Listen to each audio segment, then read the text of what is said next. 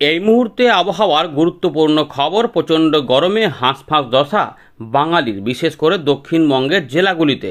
পশ্চিমের দিকের অবস্থা আরও খারাপ।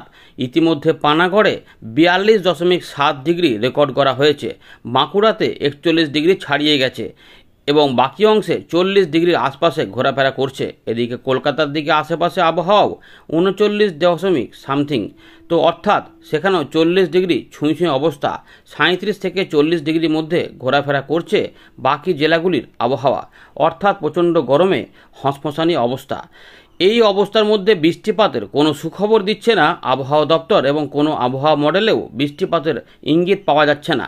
যদিও শুকনো হাওয়া যেটা গরম আকারে প্রবেশ করছে, তার সঙ্গে বঙ্গোপসাগর থেকে কিছুটা জলীয় বাষ্প প্রবেশ হয়ে উত্তর পূর্ব ভারত এবং সংলগ্ন বাংলাদেশে বৃষ্টিপাতের মতো মেঘ তৈরি হচ্ছে এবং সেখানে 2-3 দিন এই অবস্থা থাকবে। ফলে সেই দিকে মোটামুটি অতটা গরমের পরিস্থিতি না থাকলেও প্রচণ্ড গরম কিন্তু আমাদের বিহার, ঝাড়খণ্ড, উড়িষ্যা এর পাশাপাশি গাঙ্গেয় পশ্চিমবঙ্গ সহ বাংলাদেশের পশ্চিমের দিকের জায়গাগুলোতে শুরু হয়েছে। এই অবস্থায় অনেকে জিজ্ঞেস করছেন যে বৃষ্টিপাত কি হবে, কবে হবে? বৃষ্টিপাতের কোনো আশা দেখা যাচ্ছে না। কালবৈশাখী ঝড়ের আশাও সেভাবে দেখা যাচ্ছে না, কারণ একটু জলীয় বাষ্প প্রবেশ হলেই এই গরমকে কাজে লাগিয়ে কালবৈশাখীর সম্ভাবনা তৈরি হতে পারে। এই অবস্থার মধ্যে এখনও সেই অবস্থা দেখা যাচ্ছে না। তবে উত্তর পশ্চিম পূর্ব ভারত এবং উত্তরবঙ্গে বেশ কিছু অংশে বৃষ্টিপাতের সম্ভাবনা রয়েছে, যার জন্যই আসাম এবং সংলগ্ন মেঘালয়ের বেশ কিছু অংশে বৃষ্টিপাত ভালোই চলছে। মাঝে মাঝে মেঘ উঠবে চট্টগ্রাম, সংলগ্ন ঢাকা এবং ত্রিপুরা, তার সঙ্গে সিলেট এবং দক্ষিণ আসাম, মিজোরামের দিকে এইখানে বৃষ্টিপাতের সম্ভাবনা রয়েছে। বাকি অংশে মাঝে মাঝে আংশিক পাতলা মেঘ হলেও বৃষ্টিপাতের সম্ভাবনা নেই। আসুন আমরা একবার দেখে নিই সংক্ষিপ্তভাবে যে দুদিনের মধ্যে কেমন আবহাওয়া পরিস্থিতি থাকবে এবং আজ কেমন থাকবে। আজ মূলত শুকনো পরিস্থিতি থাকবে এবং সেখানে রোদ ঝলমল আকাশই দেখা যাবে যেরকম দেখতে পাচ্ছেন। তবে ভাগ্য যদি ভালো থাকে তাহলে কিছু যদি বদল হয় তাহলেই, না হলে কিন্তু তাপপ্রবাহের যে সতর্কতা দেওয়া হয়েছে সেগুলোই কিন্তু চলবে। অর্থাৎ প্রচণ্ড গরম এবং লু পরিস্থিতি। আর দুপুরবেলা থেকে বিশেষ করে 11টার পর থেকে, মানে ধরে রাখুন যে 12:30 থেকে 3:30 পর্যন্ত এই সময়কালটা প্রচণ্ড গরম থাকবে। তাই যারা একটু অসুস্থ আছেন তারা যদি বাইরে বেরোনোর ঠিক করেন তাহলে কিন্তু একটুখানি সতর্কতা অবলম্বন করবেন, কারণ হিট স্ট্রোক হওয়ার সম্ভাবনা থাকতে পারে।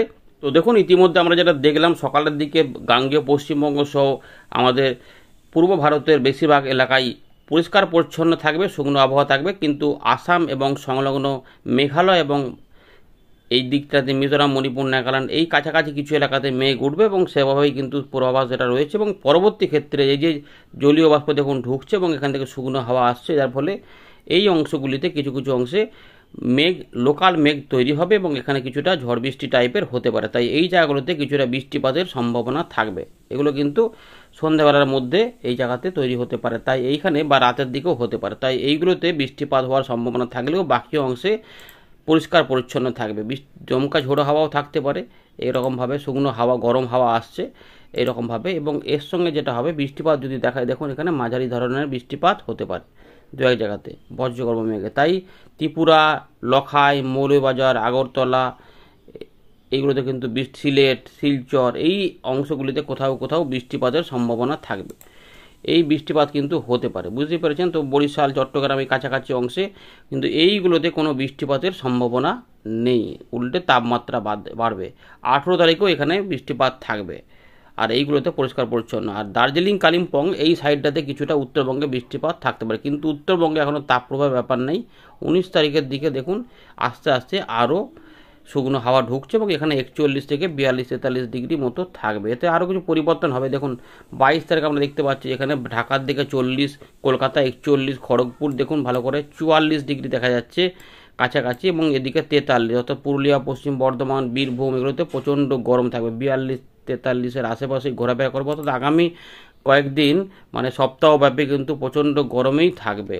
এই আপাতত রয়েছে, আমরা পরবর্তী আপডেটে আরও বিস্তারিত জানাবো। ধন্যবাদ।